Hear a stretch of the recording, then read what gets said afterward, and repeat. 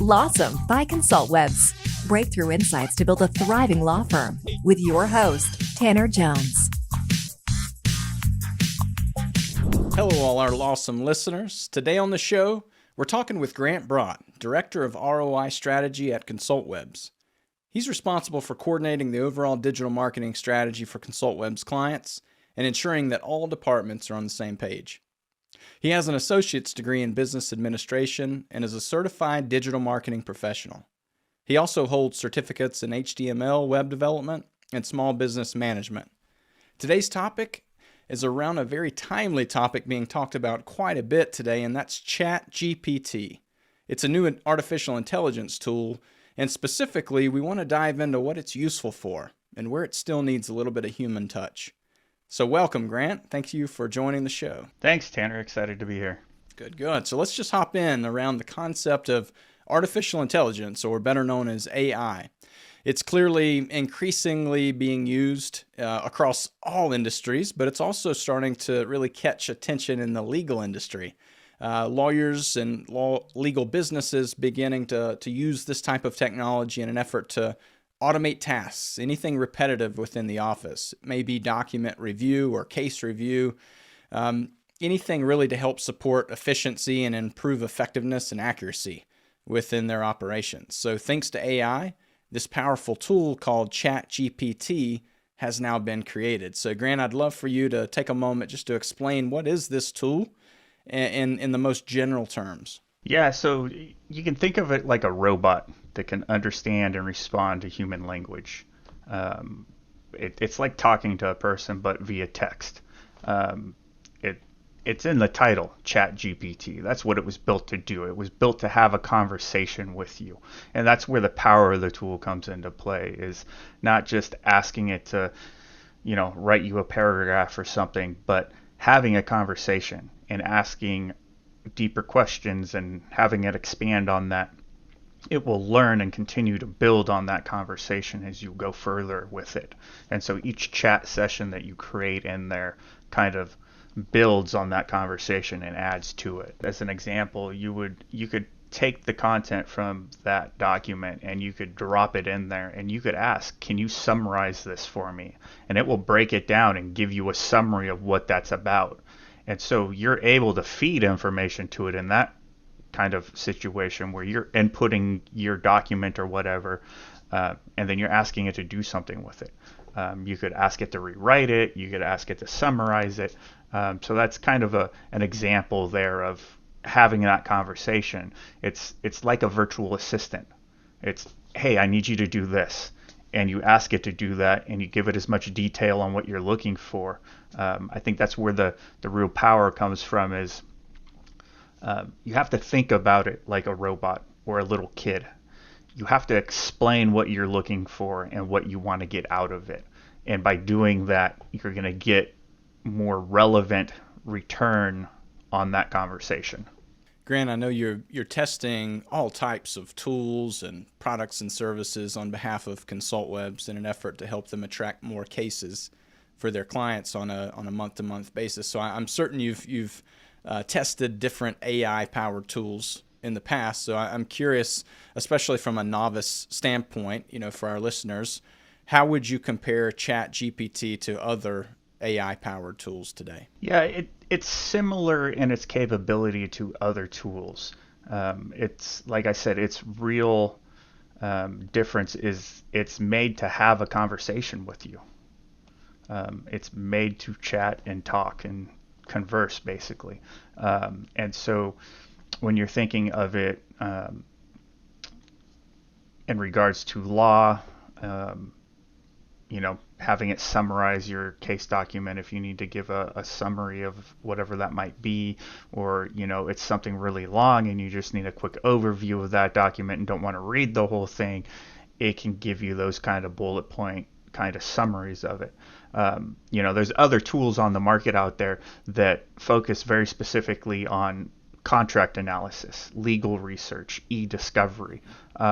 A lot of that you can do within ChatGPT, but those tools like Luminance, Cura Systems, Roche Intelligence are all built with AI that is specific to that. So you might have a whole log of documents and you need to pull a specific one, it will go through, find all that, categorize, and pull you the documents that you might be looking for.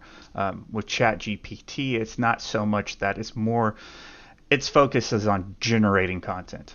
And so you're not going to get that same ability currently. It's not easy to go and be like, hey, here's 80 different documents and I need, provide me with this one document. I'm looking for this in this folder of files or something like that. Some of those other systems are much more, that's what they're built for. And so this is still very much in its infancy. Our testing is still very early. It's only been out since November, the end of November, so barely 2 months here. But for legal, an interesting thing tying into that is it's built on what is GPT 3.5. And just for reference, when you ask what GPT is, it's a generative pre-trained transformer. It gets really technical and all that, but basically it's a natural language. It's what allows it to converse and be like a human in its responses and stuff, to understand the text and return a response.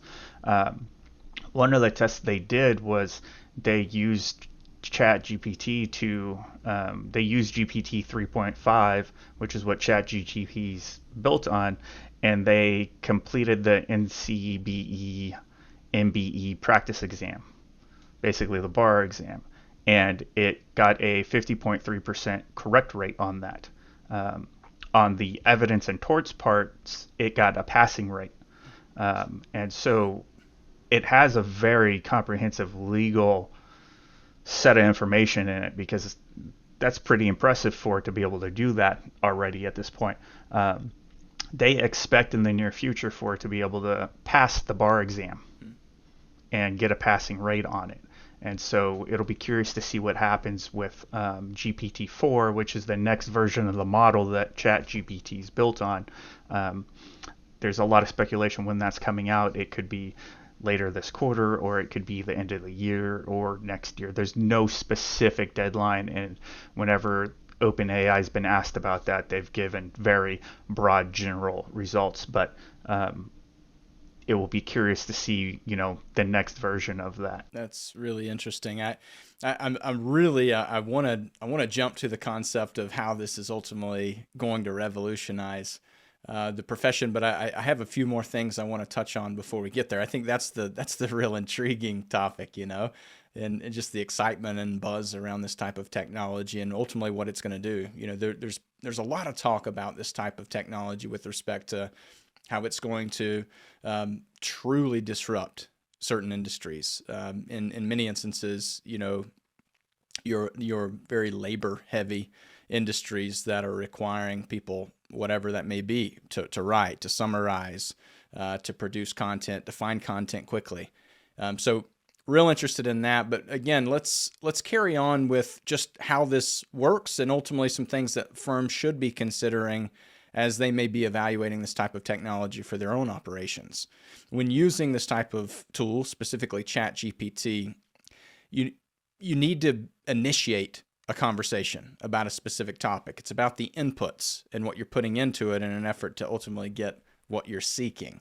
The content creates itself once you've entered those inputs. And so it sounds really easy, right? To most people, when they're hearing this, it sounds just like, wow, this is a game changer. And to some degree, it truly is. But there are several points to consider here, Grant, and I'd like to dive into some of these things. So to begin, what are some best practices attorneys need to be considering if they're going to be using this type of tool? Yeah, best practices, it even says when you go and you access the tool that, it has limitations. It can generate incorrect information. It may produce biased content. And then the fact that it's built on a model from 2021. So it has no current data since 2021. So 2022, and as we move through this year, any new laws, any changes to stuff like that, it's not going to know that. It's not going to have access to that. And so A best practice is to understand that limitation and understand that this is not a replacement for you as an expert, as a legal professional, or your judgment in that arena. It's not something that can replace somebody with that type of expertise. And so, again, at this point, it's more like an assistant that can save some time on research and summarizing stuff and coming up with ideas and stuff like that. And then as for other best practices, like you mentioned, the prompting and stuff, it sounds easy. Oh, hey, write me, a lot of buzz right now is about the fact that it can write content in articles, and schools are worried about kids using it to write essays and stuff. But if you go and tell it, write me a car accident page, it's going to write you a car accident page, but it's not going to be very great. And so you have to be very specific in providing it the outline and giving it that input and that prompt of what you want back. And so if we were going to go with the car accident example, you might say, I need an article that's X length and I need these 15 topics covered in it. So that's going to give you a better return than just write me a car accident article. Now, just a disclaimer on that, don't do that because it plagiarizes the content right now, and it is highly noticed as being AI generated content. So you don't want to, we're not using it for this purpose. We're testing and seeing what it's capable of, but Google already has stuff in place to recognize AI content and demote it. So you don't want to generate content and publish it on your website or anything like that. But for legal work, like we were saying earlier, like the research, trying to find a reference to some law or something, summarizing a document, give you an idea, maybe asking it to give you an outline on something. Those are all very useful things that could save you a lot of time. I mean, think about coming up with an outline for a story or an article or something like that. That might take you half an hour to line item everything. I've gone in and taken one that we've created and asked it to give me an outline on something, and it takes it about 30 seconds to spit out something, and it's pretty comprehensive.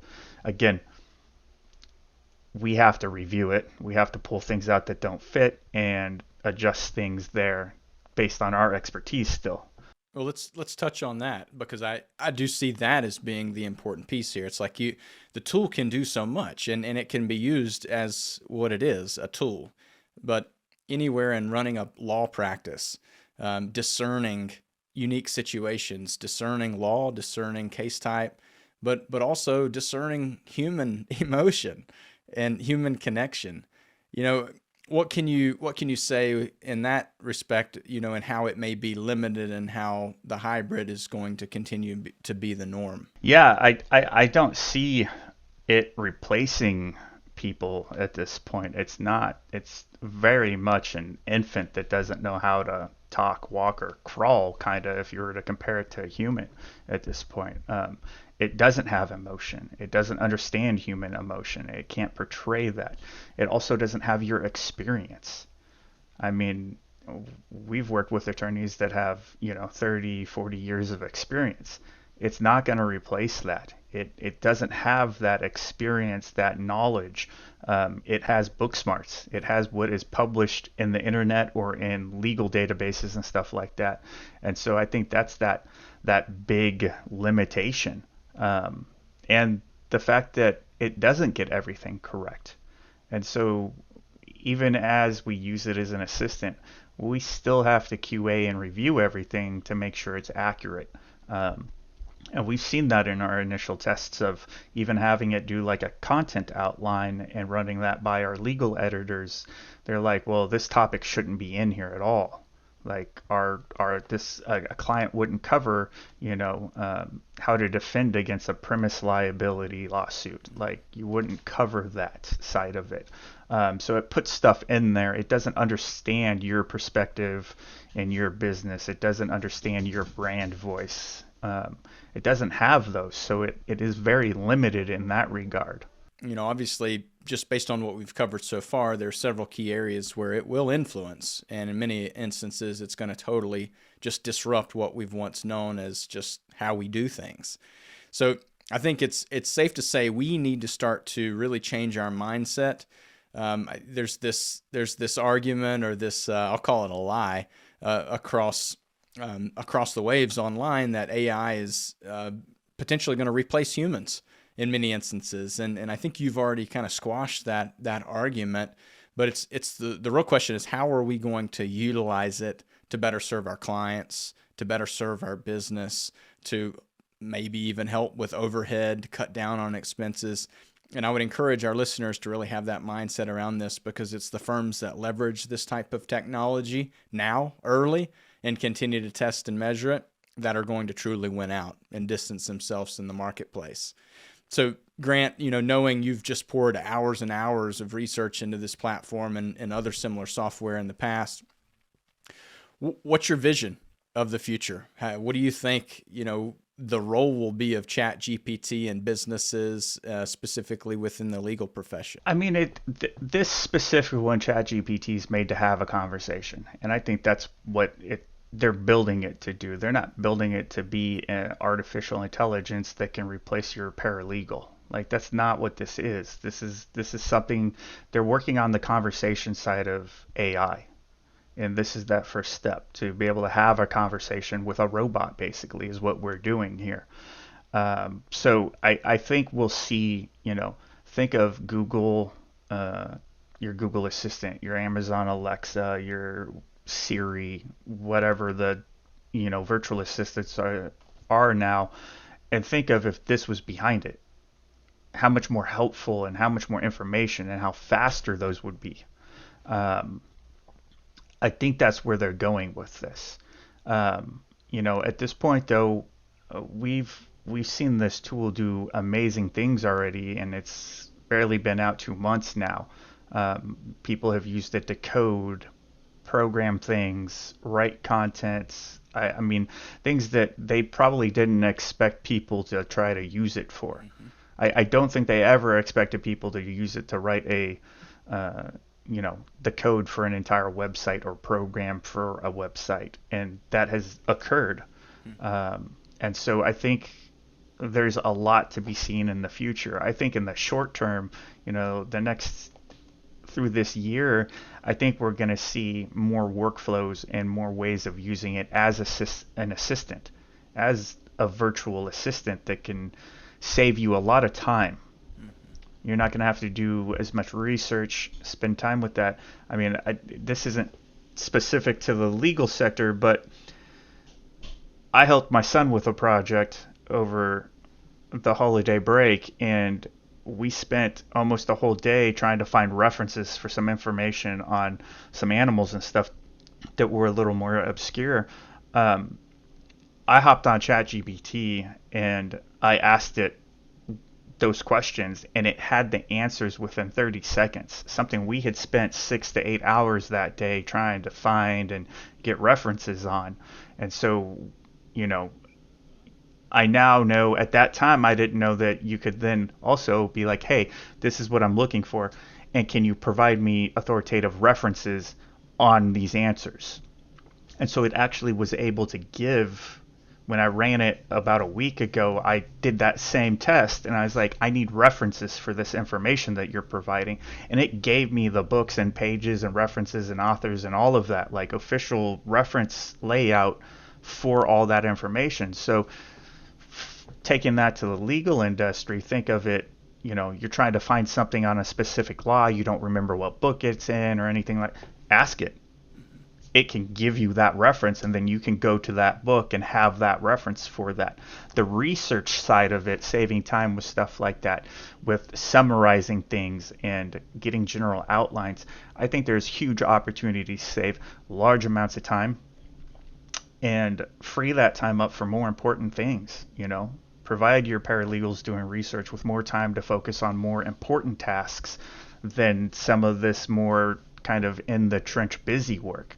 Like, this can knock that out in a minute, and then they can focus on more important things. Like, we'll be able to leverage it as we go through this year more effectively as an assistant to free our time up for more important things, to grow the business and run the business and help our clients out and stuff like that. And so that's where you really got to look at it in the future here. I think artificial intelligence that has emotion and can replace a human being in a job position is 10 plus years away, if not longer, because they don't have the emotional models. It can't read your input and understand the emotion and brand voice and all of that. Those are models that they don't even have built yet. And so there's whole pieces of the AI puzzle that are missing from that point. And so I think we'll see the virtual assistant side of things really get big with this. I would love to hear your thoughts with respect to just overall search and how this type of technology may continue to evolve to create opportunities for law firms to leverage potentially in the future, and or do you see this being a major disruptor to Google in the future? I don't see this being a major disruption to Google and its search, because Google has its own AI versions of this. They've already given peeks at pieces of that. There's actual examples of it showing up in the sidebar of Google search, and when you can ask it something and it will give you answers and stuff like that. So there's been sneak peeks of stuff that Google is planning and working on that ties directly into this. Google's already using AI. Google AdWords has AI aspects of that product in it. Think of Gmail when you're typing an email and it starts to write ahead for you. That's another example of AI preemptively finishing sentences for you. That's exactly what ChatGPT is kind of doing. You're asking something and it's giving you that answer. Google has been heavy in AI since the early 2000s. Their founder made a comment, the quote from, let me see, I've got it here. Larry Page said, artificial intelligence would be the ultimate version of Google, the ultimate search engine that would understand everything on the web. It would understand exactly what you wanted, and it would give you the right thing. We're nowhere near doing that now. However, we can get incrementally closer to that, and that's basically what we work on. That's a quote from 2006. Mm-hmm. So ChatGPT just came out in November. Google's been playing with this since early 2000. So I don't see ChatGPT disrupting Google. I see Microsoft, with having bought a large piece of OpenAI, ChatGPT, leveraging it to improve theirs, mm-hmm. to be able to better compete against Google. Right. But Google is leaps and bounds ahead of the rest of them when it comes to AI. Grant, I appreciate you being willing to take some time to share this with our listeners. Were there any questions that you would have hoped I would have asked that I didn't? I kind of touched on it there with the Google thing, but I think what is Google doing on its front to combat this or be preemptive with this? And, that quote from Larry Page kind of says it. They've been doing this since the beginning. It's 17 years later since that quote, and so there's huge things there that Google is doing, and we're gonna see some of that this year. They put an article out earlier this month talking about AI, and they're not talking about it like ChatGPT. Oh, we're going to allow you to have a conversation with an AI, or an AI is going to finish your article or sentence or save you time researching. In that article, they talk about how they're approaching AI and what they're trying to do with it. And they say, we're trying to solve humanity's most complex problems. That's what's in that article. They're talking about solving massive, crazy issues, not how do we improve our search results. Yep. And so Google is looking at this at a completely different level than anybody else right now. We're only seeing the stuff that is, hitting the media and stuff. Google's working on some big things behind the scene with AI. Well, we'll have to do a Lawsome episode 2.0 when that comes around, Grant. Very grateful for you, my friend. Thanks for joining. For those who are intrigued by this topic, interested to learn more or talk more about this, what's the best way that they can contact you? Hit me up on LinkedIn, and just like an additional closing thought would be, go log into the tool, play with it, see what you can do with it, because every day somebody tries something different and finds a new way of using this. It's still very early in people having access to this. And so from a law firm standpoint, go see what you can do. I mean, there's no limits to what you can put in and try right now with this. That's a good final encouragement. In fact, if you're getting hung up on a love letter for your wife, or an excuse letter, whatever it may be, it's really a fascinating tool and how it ultimately processes those inputs. So yes, I agree. I encourage anyone interested in this, go sign up, get an account, OpenAI, ChatGPT. Thanks again, Grant. Enjoyed it. Thanks, Tanner. Lawsome by Consultwebs with Tanner Jones. For show notes, links, and info, go to consultwebs.com/podcast. Be sure to subscribe and leave us a review. Watch for the next Lawsome episode to discover more breakthrough insights to build a thriving law firm.